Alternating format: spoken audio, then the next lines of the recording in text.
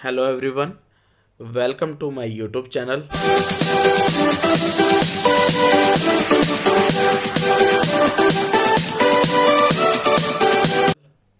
आज की हमारी क्लास का विषय कि हम बात करेंगे कि जो हमारे पॉलिटिकल साइंस जो विषय है हमारा, उसमें चैप्टर वाइज किस चैप्टर में से कितने नंबर का क्वेश्चन बनता है और कहाँ से बनता है। जैसे कि हम आम भाषा में कह सकते हैं कि ब्लूप्रिंट क्या रहता है हमारे क्वेश्चन पेपर का, जिससे कि हमें चैप्टर की स्टडी करने में बहुत ज़्यादा मदद मिलती है और हमें ये भी मदद मिलती है कि हम किस चैप्टर से कितने नंबर वाला क्वेश्चन करें, और उसको ध्यान में रखते हुए हम अपनी स्टडी को स्मार्ट रूप से जल्दी कवर कर सकते हैं और उसकी बार बार रिवीजन करने में हमको मदद मिलती है। और हमें ये भी पता चलता है कि हमें किस चैप्टर में कितने नंबर वाला क्वेश्चन पढ़ना है और कितने नंबर वाला क्वेश्चन नंबर छोड़ना है। तो जैसे कि आपको डिस्प्ले पे एक ब्लूप्रिंट दिख रहा होगा, आज मेरी फ़ोटो नहीं दिख पा रही होगी आपको क्योंकि मैंने सोचा कि ये ज़्यादा इंपॉर्टेंट है, क्योंकि यहाँ पर कहीं कैमरा रखता तो उससे बहुत ज़्यादा टाइम वेस्ट होता और नहीं भी दिख पाता साफ साफ।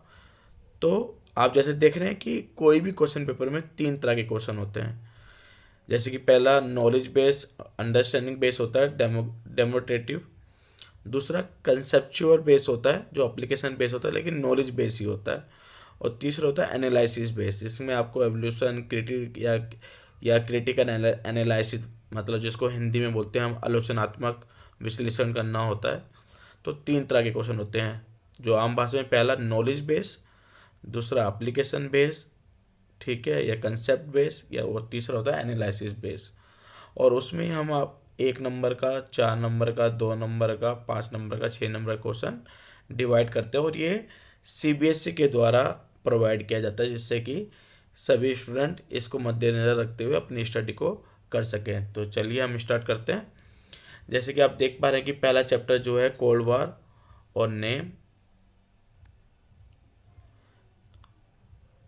तो आप देखेंगे कि जो पहला बॉक्स है 1 नंबर का, जो 1 नंबर का क्वेश्चन आपको याद रखना है वो मल्टी चॉइस क्वेश्चन है, जिसके अंदर आपको 4 ऑप्शन मिलेंगे और आपको एक आंसर अपना चूज़ करना पड़ेगा। तो कोल्ड वार और नेम वाले चैप्टर में से आपको पता चल गया कि जो अंडरस्टैंडिंग वाला है और 1 नंबर का बनना है। फिर अब आगे चलेंगे तो कंसेप्ट बेस है, लेकिन वो भी, ये बहुत अच्छी बात है कि वो भी एमसीक्यू है, ठीक है, वो सब्जेक्टिव नहीं है, वो ऑब्जेक्टिव है वो भी। तो 1 1 नंबर के 2 क्वेश्चन बनने हैं, कहाँ से, पहले चैप्टर के से आपके, और जो कि मल्टीपल चॉइस होंगे जिसमें आपको 4 ऑप्शन मिलेंगे और उसमें से आपको एक सिलेक्ट करके अपने आंसर बुक पे लिखना पड़ेगा। फिर आप आगे देखेंगे बाकी तो सब ब्लैंक है, कुछ है नहीं, बाकी सब ब्लैंक है, ब्लैंक है। फिर आप आगे देखिए कि 4 नंबर का एक क्वेश्चन आ रहा है, यहाँ पर 4 नंबर का एक क्वेश्चन आ रहा है। मार्क्स ऊपर लिखे हुए हैं और नीचे उसके कितने नंबर ऑफ क्वेश्चन है वो लिखे हुए, मार्क किए गए हैं। तो एनालिसिस एवोल्यूशन, मतलब आलोचनात्मक वर्णन वाला 4 नंबर का एक क्वेश्चन आ रहा है इस चैप्टर से, मतलब टोटल 6 नंबर के क्वेश्चन आ रहे हैं इस चैप्टर से। क्वेश्चन नंबर कितने होंगे, 3, लेकिन टोटल नंबर कितने होंगे, 6, ठीक है, आपको याद रखना है। तो जिससे क्या होगा कि आपको जब कोल्ड वार और नेम वाला चैप्टर पढ़ना है तो आपको 4 नंबर वाले क्वेश्चन कवर करने हैं और 1 नंबर वाले क्वेश्चन कवर करने हैं। तो मतलब 2 नंबर वाला, 6 नंबर वाले क्वेश्चन, 5 नंबर वाले क्वेश्चन, कार्टून, ठीक है, कोई पैराग्राफ यहाँ से नहीं आ रहा है तो वो क्या होगा, हमारी उससे मदद हो जाएगी। तो आगे चलते हैं। दूसरा हमारे चैप्टर एंड ऑफ बायोपोलैरिटी, मतलब द्विध्रुवता का अंत हिंदी में। तो हिंदी मीडियम वाले भी ध्यान दें कि चैप्टर का नाम इंग्लिश में लिखने से इसका मतलब नहीं कि आप इस वीडियो को ना देखें, ये आप दोनों के लिए ही बहुत मददगार साबित होगी। तो इसमें भी आप अगर आप स्टडी करें तो देखो इसके अंदर डायरेक्ट ही 6 नंबर का लॉन्ग क्वेश्चन आ रहा है, अंडरस्टैंडिंग बेस हो रहा है, नॉलेज बेस आएगा। वो ये भी हो सकता है कि दो ध्रुवीयता का अंत कैसे हुआ, उसके क्या कारण थे, ठीक है, और उससे वर्ल्ड पे क्या परिणाम, उसके आउटकम क्या क्या है, उसके पॉजिटिव पॉजिटिव इम्पैक्ट, उसका नेगेटिव इम्पैक्ट, कुछ भी पूछा जा सकता है। फिर आगे उसमें 1 नंबर का क्वेश्चन है जो एमसीक्यू है, कंसेप्ट बेस। फिर एक क्वेश्चन है उसके अंदर एमसीक्यू बेस जो एनालिसिस बेस होगा, लेकिन ऑप्शन 4 ही होंगे क्योंकि एमसीक्यू का मतलब होता है मल्टी चॉइस क्वेश्चन है, ठीक है। और उसके अंदर बाकी सब ब्लैंक देख रहे हैं, आप ब्लैंक देख पा रहे हैं। तो इसके अंदर भी नंबर ऑफ क्वेश्चन कितने हैं, 3 आएंगे। नंबर ऑफ मार्क्स कितने, 8 मार्क्स हैं, जो एंड में जो लिखा हुआ है वो उसके मार्क्स हैं। तो इसके अंदर लॉन्ग क्वेश्चन है, इसमें 4 नंबर का कोई नहीं आ रहा, कोई कार्टून नहीं आ रहा। ठीक है बेटा, 2 MCQ आ रहे। तो ये इसका सेकंड चैप्टर का फॉर्मेट है। ऐसे थर्ड चैप्टर में चलिए आप, न्यू सेंटर ऑफ पावर मतलब शक्तियों के नए केंद्र। तो इसमें पैसेज, 4 नंबर का पैसेज पूछा जाएगा MCQ, जिसके अंदर क्या होगा कि MCQ होंगे, पैसेज देखा होगा, उनमें 4 क्वेश्चन दे रखे होंगे 4 नंबर का। ठीक है, वो कैसे भी पूछ सकता है, पैसेज दे देगा, 4 क्वेश्चन दे देगा, उनके MCQ बना देगा। एक क्वेश्चन में पैसेज पढ़ के उन चारों विकल्प में से आपको एक चुनना पड़ेगा, जो आपके अपनी कॉपी पे लिखना पड़ेगा। फिर आगे चलिए, फिर 4 नंबर का एक अंडरस्टैंडिंग कंसेप्ट ऑफ बेस आ रहा है, जो सब्जेक्टिव होगा, जो लिखने पड़ेंगे। तो आप ध्यान रखिए, जैसे कि मैं बताता भी हूँ कि 4 नंबर का है, तो हो सके तो पॉइंट वाइज आंसर लिखकर 4 पॉइंट उसके आंसर बना दीजिए। फिर आगे कोई नहीं है, तो फिर 4 और 4 कितने नंबर हो गए, 8। तो इस चैप्टर में कितने आएंगे, 8 नंबर के क्वेश्चन आएंगे। कोई 1 नंबर वाला नहीं आ रहा, कोई 2 नंबर वाला नहीं आ रहा। एक पैसेज आएगा और एक 4 नंबर का जो आएगा वो आएगा कंसेप्ट बेस्ड, जो क्वेश्चन पूछा जाएगा जनरली, वो कुछ भी हो सकता है। इस शक्तियों के नए नए केंद्र बनाने के क्या कारण थे, तो एक कारण पूछ लेगा तो 4 कारण लिखने पड़ेंगे, ऐसा क्वेश्चन पूछ सकते हैं। तो नए चैप्टर पे चलते हैं। फोर्थ चैप्टर हमारा कंटेम्प्रेरी साउथ एशिया, समकालीन दक्षिण एशिया हमारा ये चैप्टर है। तो इसके अंदर पहला ही क्वेश्चन कौन सा आ रहा है हमारा, 1 नंबर का आ रहा है MCQ, वही MCQ आप जानते हैं। फिर जो नेक्स्ट है वो भी MCQ है। तो आप याद रखना कि 1 1 नंबर के, आपका भी कंफ्यूज हो जाओ कि सर हर एक बॉक्स में 1 1 नंबर क्वेश्चन दे रखा है, तो इनमें अंतर क्या है। अंतर क्या है कि ये किस लेवल के पूछे जाएंगे, वो अंतर है। यहाँ पर देखो लिखा हुआ है, आप पढ़ पा रहे होगे तो, डेमोन्स्ट्रेटिव नॉलेज एंड अंडरस्टैंडिंग, मतलब ये चैप्टर से रिलेटेड कुछ भी सामान्य जानकारी वाला क्वेश्चन हो सकता है, जो होगा सिलेबस से रिलेटेड ही। ठीक है, उसका सिलेबस से बाहर या चैप्टर से बाहर कोई नहीं, लेकिन वो सामान्य जानकारी का हो सकता है।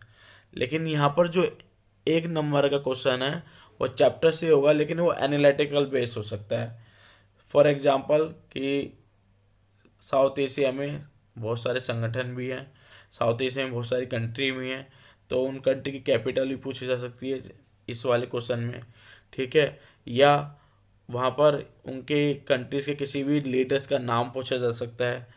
ठीक है, या वहाँ की कोई भी पॉलिटिकल पार्टीज़ का पूछा जा सकता है, कॉन्स्टिट्यूशन का क्या नाम है, पार्लियामेंट का क्या नाम है, जनरली या चैप्टर में जो जो चीज़ें दे रखी हैं उन चीज़ों के बारे में पूछा जा सकता है।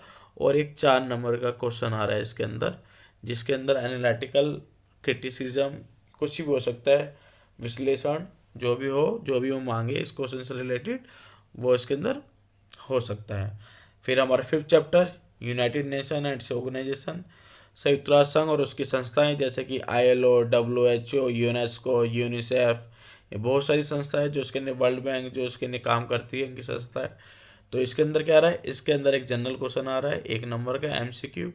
तो उसके अंदर वही यूएनओ की स्थापना कही हुई, ये पूछ सकता है, यूएनओ के कितने अंग है, ये पूछा जा सकता है। संयुक्त राष्ट्र जो सुरक्षा परिषद है, सिक्योरिटी काउंसिल, उसके अंदर कितने देशों को वीटो पावर मिली हुई, ये पूछा जा सकता है। तो MCQ में कुछ भी पूछ सकता है। और मोस्ट इंपॉर्टेंट 5 नंबर का एक कार्टून आ रहा है। देखो क्या मदद मिली कि अगर इन जो ऊपर वाले 4 चैप्टर हैं, जो ये 4 चैप्टर हैं, इसमें कोई कार्टून अगर हमें किसी भी सैम्पल पेपर में या किताब में कोई दे रखा होगा, हमें पढ़ना ही नहीं है, क्योंकि कार्टून इन चैप्टर से आ ही नहीं रहा है। हाँ, तो हमें अपना टाइम क्यों वेस्ट करें। ब्लू प्रिंट की सबसे बड़ी खासियत है कि वो स्टूडेंट और टीचर दोनों का टाइम बचाता है और स्मार्ट वर्क करने पे हमें मजबूर करता है। कि क्योंकि अगर हार्ड वर्क करते रहोगे, आप स्मार्ट स्टडी नहीं करोगे, तो ऐसा नहीं कि हार्ड वर्क से आपको रिजल्ट नहीं मिलेगा, लेकिन अगर आप उसके साथ स्मार्ट वर्क कर लो तो आपको अपनी क्षमताओं से अधिक भी आपका रिजल्ट मिल सकता है। आप 90 अबव 95 अबव % अपने नंबर पॉलिटिकल साइंस सब्जेक्ट में ला सकते हो। तो फिर 5 और 1 नंबर कितने हो गए, 6 नंबर। अब कार्टून क्या होता है, कोई भी चित्र होगा, उससे रिलेटेड क्वेश्चन दे रखे होंगे, उन क्वेश्चन को चित्र में देख के एक्सप्लेन करते हुए आपको उसका आंसर देना है। तो वो क्या होगा, जब आपने पूरा चैप्टर ही अच्छे से पढ़ रखा है तो कार्टून में उस चैप्टर से रिलेटेड होगा, तो आपको दिक्कत ही नहीं आएगी। तो इसका 6th चैप्टर है ग्लोबलाइजेशन, जिसको हिंदी में बोलते हैं हम वैश्वीकरण। ठीक है, तो वैश्वीकरण में पहला क्वेश्चन क्या है, MCQ 1 नंबर का मल्टी चॉइस क्वेश्चन, मतलब 4 विकल्प होंगे, एक चुनना पड़ेगा, एक आंसर लिखना पड़ेगा। फिर एक 1 नंबर का क्वेश्चन है, उसमें मल्टी चॉइस क्वेश्चन है वो भी हो, और फिर एक 4 नंबर का क्वेश्चन आ रहा है। 2 नंबर का कोई क्वेश्चन नहीं है, 4 नंबर का तो 4 1 1 6 नंबर हो गए। क्वेश्चन कितने हो गए? 3 क्वेश्चन हो गए। 4 नंबर वाले क्वेश्चन में क्या पूछा जाएगा कि वैश्वीकरण का प्रभाव क्या है, ये पूछा जा सकता है कि इस युद्ध समाप्त होने के बाद वैश्वीकरण ने वर्ल्ड पे या भारत पे क्या प्रभाव डाला। ग्लोबलाइजेशन के भाव वैश्वीकरण के बहुआयामी घटनाएं क्या हैं, ये पूछा जा सकता है। ग्लोबलाइजेशन ने विश्व को कैसे जोड़कर रखा आपस में, ये पूछा जा सकता है। ठीक है, एक देश की घटना का दूसरे देश के देशों पे जो प्रभाव होता है वो किस कारणों से होता है। ठीक है, और या वैश्वीकरण के आयाम कौन कौन से होते हैं, तो कोई भी क्वेश्चन 4 नंबर में पूछा जा सकता है। तो ये हो गई पहली बुक आपकी। और आप अगर मार्क्स जोड़ेंगे तो पहली बुक कितनी होगी? 6 8 14, 14 और 8 कितने हो गए? 22, 22 6 28, 28 और 6 34, और 34 से 40 नंबर की पहली बुक हो गई। तो ये आपकी हो गई पहली बुक। आप सेकंड बुक पे चलें आप, तो सेकंड बुक देख पा रहे हैं आप, जैसे कि पहला ही चैप्टर आपका चैलेंजेस ऑफ नेशनल बिल्डिंग, राष्ट्र निर्माण की चुनौतियां। तो उसमें पहला क्वेश्चन एमसीक्यू, फिर एक 6 नंबर का लॉन्ग क्वेश्चन। तो कोई भी क्वेश्चन पेपर में अगर आपने ब्लू प्रिंट कर लिया तो दिक्कत नहीं है। तो अभी तक आपको पता चल पा रहा होगा कि पहली बुक से सिर्फ 1 नंबर का 6 नंबर का क्वेश्चन पूछा गया है। दूसरी बुक से तो नंबर ऑफ 6 नंबर जो लॉन्ग क्वेश्चन है अभी तक 2 हुए हैं। तो आप देख पा रहे हो कि 2 ही लॉन्ग क्वेश्चन आ रहे 6 नंबर के। ठीक है, तो आपको ज़्यादा सोचने की ज़रूरत नहीं है अभी तक। ठीक है ना घबराने की ज़रूरत है, ना ही सोचने की ज़रूरत है। तो एक एक एमसीक्यू, एक 6 नंबर का लॉन्ग क्वेश्चन, और फिर दोबारा एक एमसीक्यू। नंबर ऑफ क्वेश्चन 3 और नंबर ऑफ मार्क्स 8 मार्क्स हो गए। तो चैलेंज ऑफ नेशन में एक एक नंबर के 2 क्वेश्चन आएंगे और एक 6 नंबर का लॉन्ग क्वेश्चन आएगा। तो अगर अगर आप ध्यान दें और आपने चैप्टर पढ़ लिया है और यूट्यूब पे भी वीडियोस आ गई है डीओई की तरफ से और आपके स्कूल की तरफ से वीडियोस आ रही होंगी, तो चैलेंजेस ऑफ नेशनल बिल्डिंग की 3 तरह की समस्या बताते हैं। वही तीनों समस्या का क्वेश्चन इसमें से बनता है हमेशा लॉन्ग। तो आपको दिक्कत ज़्यादा सोचने की ज़रूरत नहीं है। नेक्स्ट चैप्टर हमारा प्लान डेवलपमेंट, मतलब योजनात्मक विकास या विकास की योजना है, जो भी आप बोल सकते हैं। ठीक है, जिसके अंदर आपको योजना आयोग, नीति आयोग की योजना है, पंचवर्षीय योजना है, ये सब पढ़ना पड़ता है। योजना आयोग तो ऑलमोस्ट अब समाप्त हो गया, उसको नहीं बचा है, उसको बदल के या उसको समाप्त करके नीति आयोग बना दिया गया। तो आपको नीति आयोग पे ज़्यादा ध्यान देना है। तो इसका पहला ही क्वेश्चन एमसीक्यू है 1 नंबर का। तो आपसे नीति आयोग की फुल फॉर्म पूछी जा सकती है, या नीति आयोग कब बना उसका सन पूछा जा सकता है। योजना आयोग कब बना उसका सन पूछा जा सकता है। योजना आयोग का अध्यक्ष कौन होता है, ये पूछा जा सकता है। नीति आयोग का अध्यक्ष कौन हो सकता है, ये पूछा जाता है। उपाध्यक्ष कौन होता है, ये पूछा जा सकता है। तो आपको अपने कान और अपने टीचर की हर एक बात को, किताब की हर एक बात को ध्यान में रखना चाहिए। दूसरा, इसमें 2 नंबर का क्वेश्चन है। तो 2 नंबर में मतलब 2 नंबर के क्वेश्चन को 40 वर्ड में लिखना पड़ता है। आपको जैसे पता है हमारी नई वीडियो इसी के ऊपर होगी कि आपको किस नंबर का क्वेश्चन कितने शब्दों में करना है, कैसे करना है। तो घबराने की कोई ज़रूरत नहीं है। फिर नेक्स्ट हमारा एक और एमसीक्यू है। तो 2 एमसीक्यू आ रहे हैं और एक 2 नंबर का क्वेश्चन आ रहा है। मतलब 8वां नंबर के मद्देनज़र इम्पोर्टेंट तो नहीं है, 4 नंबर का है। ठीक है, मगर इसका मतलब ये बिल्कुल नहीं है कि आपको ध्यान नहीं देना है। ध्यान हर एक चैप्टर पे देना अगर अच्छे मार्क्स लेके आना है। तो किसी को ज़्यादा तवज्जो देना, किसी को कम देना, कोई फ़ायदा नहीं है। नेक्स्ट चैप्टर हमारा इंडियाज़ फॉरेन पॉलिसी, भारत की विदेश नीति। 9th चैप्टर हमारा अगर कंटिन्यू अगर देखेंगे तो आप, इसमें क्या है, इसमें 4 नंबर का पहला क्वेश्चन। अब अंडरस्टैंडिंग बेस है तो भारत की विदेश नीति के सिद्धांत कौन कौन से हैं, कौन कौन से नियमों को फॉलो करता है। ठीक है, ये क्वेश्चन पूछा जा सकता है। भारतीय विदेश नीति कैसे राष्ट्रीय हितों की पूर्ति करता है, ये क्वेश्चन पूछा जा सकता है। या ये पूछा जा सकता है भारतीय विदेश नीति की घरेलू या अंतर्राष्ट्रीय राजनीति कैसे प्रभावित करती है, ये पूछा। तो क्वेश्चन सिलेबस से रिलेटेड कुछ भी हो सकता है, तो सब पे ध्यान देना है आपको। और फिर इसमें और भी कोई क्वेश्चन नहीं पूछा गया, ना 1 नंबर का क्वेश्चन पूछा गया, ना 2 नंबर का, ना 6 नंबर का कोई कार्टून, ना कुछ नहीं। सीधा सिर्फ 4 नंबर का एक क्वेश्चन और ख़त्म। नेक्स्ट हमारा party and party system in India, दलीय और दलीय पद्धति भारत में। ठीक है, तो पार्टी सिस्टम पढ़ना मतलब कांग्रेस, बीजेपी, जनता party, CPI, CPIM, CPIML, BSP, SP, ये सभी पार्टियां हैं, इनके सिद्धांत के बारे में पढ़ना है। या भारत में एक दलीय शासन व्यवस्था रही है, द्विदलीय या मल्टी पार्टी सिस्टम, जिसको बहुदलीय व्यवस्था भी कहते हैं। तो इसके अंदर पहले क्या है, 2 नंबर का एक क्वेश्चन आ रहा है। तो 2 नंबर का आ रहा है तो सिंपल है, यही पूछा जा सकता है कि भारत में बहुदलीय व्यवस्था किसे कहते हैं, ठीक है, या द्विदलीय व्यवस्था किसे कहते हैं, एक दलीय व्यवस्था क्या कहते हैं, या इनके गुण या दोष क्या है, तो ये पूछा जा सकता है। और एक एमसीक्यू आ रहा है इसके अंदर, और एक आ रहा है मैप 5 नंबर का। तो आपको पता चल गया कि एक ये चैप्टर जहाँ से एक कार्टून आ रहा है, ठीक है, और एक आ रहा है मैप 5 नंबर का। तो मैप में आपको पता दलीय पद है, तो यहाँ पर पूछा जा सकता है किस राज्य में कौन सी पार्टी ज़्यादा किस चुनाव में ज़्यादा वोट लेके आई या सीटें लेके आई, या ये पूछा जा सकता है किस राज्य में किस दल का ज़्यादा प्रभाव रहा है, या किस किस राज्य में किस दल के ज़्यादा प्रधानमंत्री भारत में बने, या किस राज्य में सीएम बने, राज्यपाल रहे। या ये भी क्वेश्चन पूछा जा सकता है कि जो हमारी ये दलीय व्यवस्था है वहाँ पर सबसे पहले गठबंधन सरकार कहाँ बनी, राज्य स्तर पर क्षेत्रीय दल कहाँ ज़्यादा मजबूत हैं, कहाँ पर राष्ट्रीय दल को क्षेत्रीय दल के साथ समझौता करना पड़ता है। या ये भी पूछा जा सकता है, विकास से संबंधित क्वेश्चन पूछे जा सकते हैं। तो मैप में जनरल क्वेश्चन रहेंगे, पूछे जा सकते हैं, इसमें आपको मैप को ध्यान में रखे हुए जो आपसे क्वेश्चन पूछे गए होंगे उसका आंसर आपको देना पड़ेगा, जो आपको क्वेश्चन पेपर में नेक्स्ट वीडियो में पता चल जाएगा कि कैसे कार्टून और मैप के क्वेश्चन आते हैं, ठीक है। फिर हमारा नेक्स्ट चैप्टर जो है वो है डेमोक्रेसी रीजनस, ठीक है, लोकतांत्रिक उत्सर्जन, जिसके अंदर आप पढ़ेंगे एक 2 नंबर का नहीं है, एक पैसेज आ रहा है इसके अंदर, देखो 2 पैसेज हो गए, ठीक है।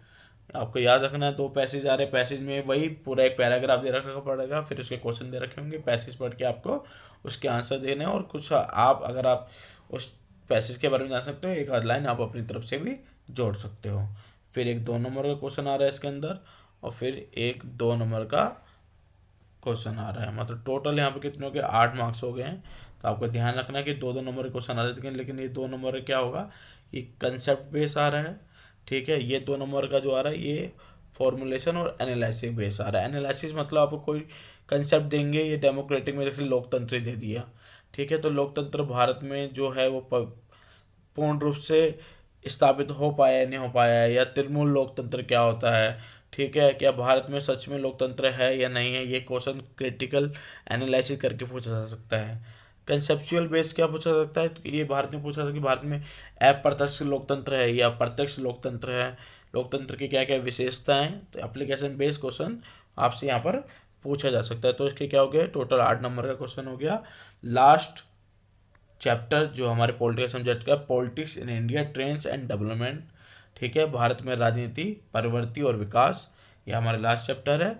इसके अंदर क्या आ रहा है, एक लॉन्ग क्वेश्चन, इसमें ये हमारा है, इसके अंदर ध्यान रखिए आप, इसके अंदर भी एक लॉन्ग क्वेश्चन आ रहा है हमारा, आप देख पा रहे हैं जैसे कि इसके अंदर। तो फिर हमारे लॉन्ग क्वेश्चन कितने हो गए, 3 लॉन्ग क्वेश्चन हो गए, आप देख पा रहे हैं। एक इस चैप्टर से जो है एंड ऑफ बायोलॉ पॉवर्टी, दूसरा चैलेंजेस ऑफ नेशनल बिल्डिंग, और तीसरा है पॉलिटिक्स इन इंडिया। तो 3 लॉन्ग क्वेश्चन हो गए, 2 हमारे पैसेज हो गए, तो 2 पैसेज हो गए हमारे,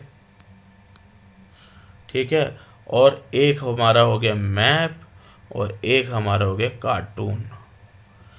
तो अगर आप ध्यान रखो कि 3 लॉन्ग क्वेश्चन, 2 पैसेज, एक मैप, एक कार्टून, पूरा स्ट्रक्चर हमारे पास है। तो यहाँ से एक एमसीक्यू आ रहा है 1 नंबर का, 6 नंबर का क्वेश्चन आ रहा है, फिर एक एमसीक्यू आ रहा है, टोटल 8 नंबर हो गए हमारे, ठीक है, जैसे देख पा रहे हैं।